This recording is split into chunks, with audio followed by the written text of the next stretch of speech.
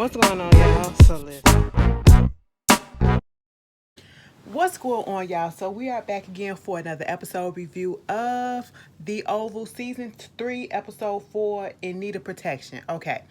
So we get into the episode and it picks up where it left off at Alan's house. Let's just get Alan's situation out of the way, okay? Because this is goddamn ridiculous, okay? And Victoria need her butt whipped, all right? Because, first of all, you send somebody to Alan's house. We last saw him get kicked. Like, that man put his full body force into that kick, okay? And there is no way in hell I feel as though Alan should have been able to get up after that. Because when I tell you he kicked that man so damn hard, he flew across the room and broke part of the table, okay? And damn near put a hole up in the freaking wall, all right?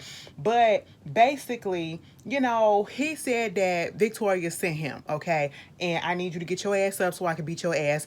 And you got to do what she says unless she gon', she want me to beat your butt. And so at this point in time, they kept on. It was too much dialogue. This is what I be having an issue with sometimes, whatever. And I know it's fiction, but in real life, if you gonna send somebody to do a job, they gonna do that job with no talking. Okay. As soon as he popped up in Alan's house, all he had to do was say, "Boom," beat his butt, beat his butt, beat his butt, and then tell him, "Hey, so and so wants you to do this." Okay, you get the job done first. Okay, ain't no talking in between that, trying to convince old boy to get up and come over so I can beat your butt, and then to tell him, could you hurry up and do this because I'm tired. I done did this. This the third time that I done did some stuff like this, okay? And I'm tired. You know what I'm saying? I'm ready to go home and go to bed. Who does that? No assassin does that. Nobody that you hire does that. They get the job done, no questions asked, and they get out of there. But basically, he gets Victoria on the phone, and after he starts to beat up on Alan or whatever, he gets Victoria on the phone, and she basically want him to beat up on Ellie. The reason why he's getting beat up is because Alan has not beat up on Ellie, and I'm sitting here like, Victoria, you crazy. You are really crazy. Like, what is that going to do? Ellie is the type of person that even if Alan was to put his hands on her in that way, she'll still pop up. She ain't gonna be gone. She gonna still, girl, do I got a mustache?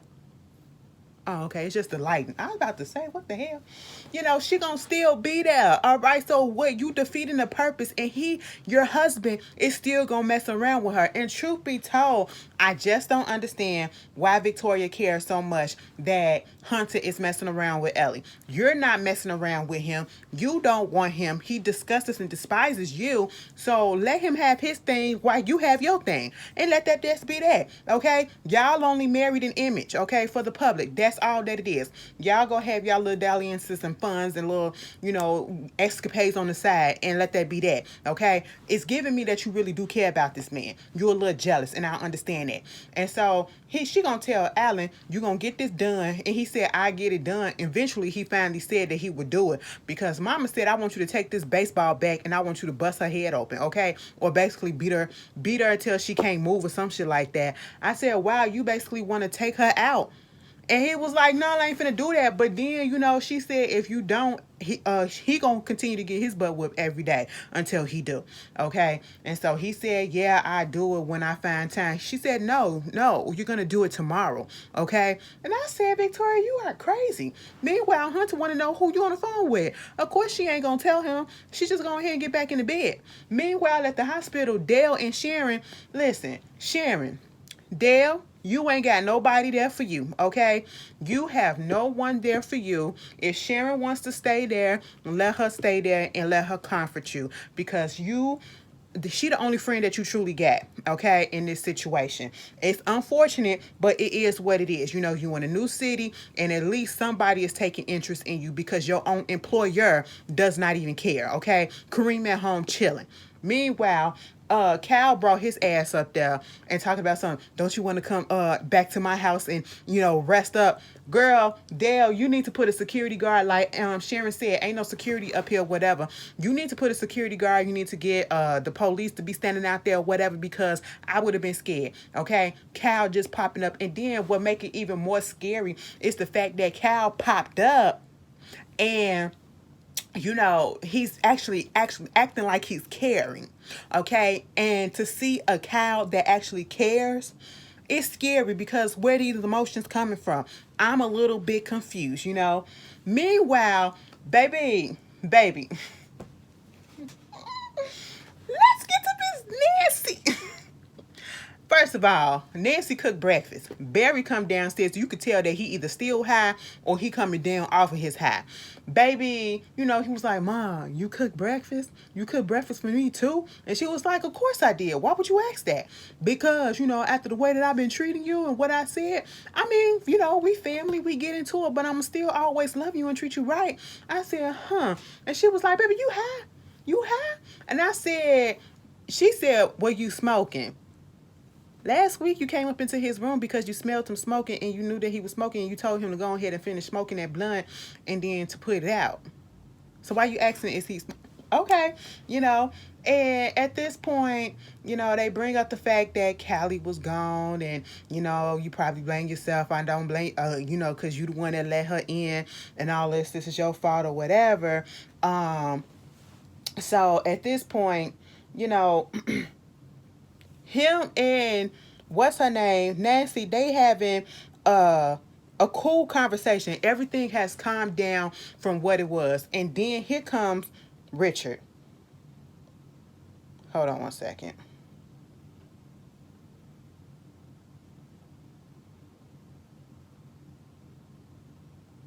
I'm so sorry, y'all. He seems like oh, that's the wrong thing. Richard come up in there and he said, "Hey Barry, how you doing?" And was about to go right back out.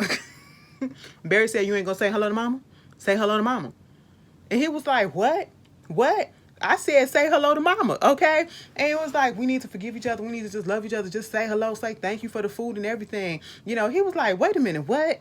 He come over there and sniff him. He said, "Boy, you high." So they laughing at that because Barry was just like, you know, because even Nancy said, when you high, you know, you all lovey-dovey and soft-spoken and stuff like that. And he said, "I got to join up there in the room for y'all, okay? So y'all need to figure that stuff out."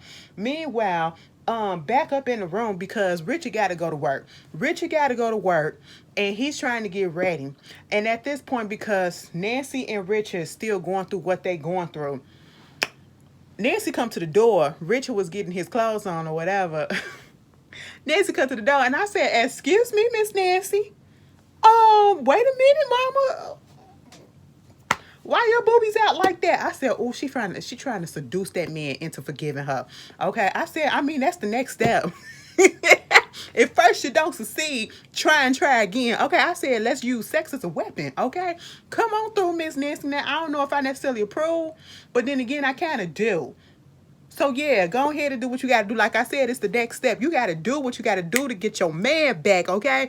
Bitch, I don't know if it's gonna work, but he gonna get his and you gonna get yours, okay? She came through, she opened up that robe. She was like, "Look at me, Richard." I said, "Miss Nancy got a body on her." I said, "Excuse me?" "All right, Miss Lady." I said, Richard, go ahead and do it. I said, put that anger on pause. Matter of fact, just have some angry sex with her, okay? Just take it all out. She want it. You know what I'm saying? She's giving you permission. Just take it all out, you know? And of course, he ignored it, all right? She sits on the bed. She go ahead and let that weed. Mind you, downstairs, she told Barry that she had asthma, okay? So she can't be doing all of that. So at this point... while she got, you know, doing all that, she lighting the stuff, she getting a little high. Richard like, "Why are you doing that? Why are you doing that? You know you got asthma. What is going on? Stop that." I'm beginning to think that you really don't have asthma. Like, have you been smoking this for a while or whatever? Like, I don't think this is the first time. She was like, I mean, since you've been gone or whatever, I've been doing a little... I said, wait a minute. Now, you got on Barry's ass last week for smoking that stuff in the house, and now you telling us that you already was smoking when Richard left. Okay, I said, She was like, you gonna let me smoke this by myself? Come on and get some of this. Come on and get some of this. I said, "Richard, go ahead and get some of it." Okay, he was like, "No, I don't want none." I said, "Yes, you do." He said, "No, I don't want none." I said, "Yes, you do." She was like, "Come on, Richard." Now, Richard, I said, look at that. I said, y'all finna get it in for real because it was looking real seductive. The music was playing. You know, it was giving very much 80s porno type tease music. I was like, ooh, what's about to happen? I said, I never thought that I wanted to see this type of scene. But then again, I'm like, go ahead and let it play out because they bodies was nice. For that age, they bodies was nice. And I said, they look like they got a little... into them. I said, all right, and eventually Nancy got him up in a little chokehold a little bit. Mind you, Richard had his shirt off, okay? I said, oh, Richard, come on, y'all go ahead and get that in. Stop playing with this, get down. Next thing you know, he finally gave in. Richard, I said, tear it up. Tear it up. That's what you need to do. She wants you to. Tear that ass up. Okay? He started doing what he was doing, and here come Barry. Baby, I was so glad that they did not stop, because you should have knocked before you came up in here. Okay? I want to see you doing that. Ain't nobody tell you to come up in here. Okay? So that's your fault. Ain't nobody tell you to come up in here. Knock first. You didn't have to see that. Meanwhile, back over there with Priscilla, and she was like, you miss me? You missed this? I said, first of all, I ain't need to hear that. I just wanted to see it, okay? I ain't need to hear it. Cut that. Just cut it.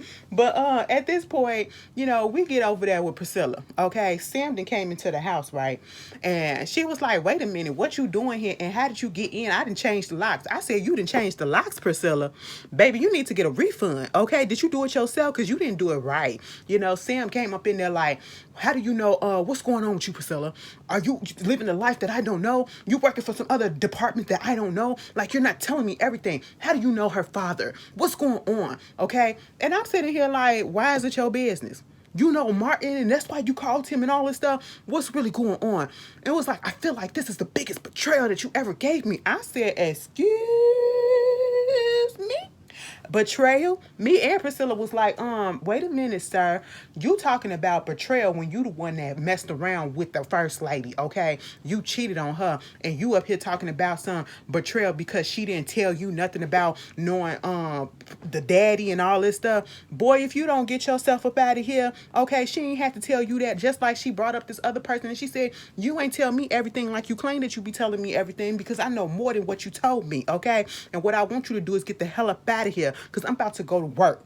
That's what I'm about to do. I said, I know that's right. He got his goddamn nerves. All the nerves in the fucking world. I said, betrayal? What do you call what you did to her if it ain't betrayal? After that, we get to, girl, I'm fast forwarding so I can get everything, because yeah, it was cute. It was cute. Lily, that's who I needed. Lily and Donald. Baby, Lily sitting on the couch. Donald come downstairs. Baby, Donald be looking like he finna bust out laughing in all of his scenes. His face just give you that, okay? When he was talking to Hunter at the end of the episode, trying to calm him down and tell him what he ain't gonna do and what he is gonna do, he was looking like he was about to bust out laughing every single time. But, Lily sitting on that couch, and he was like, so how you sleep? Okay, how you doing?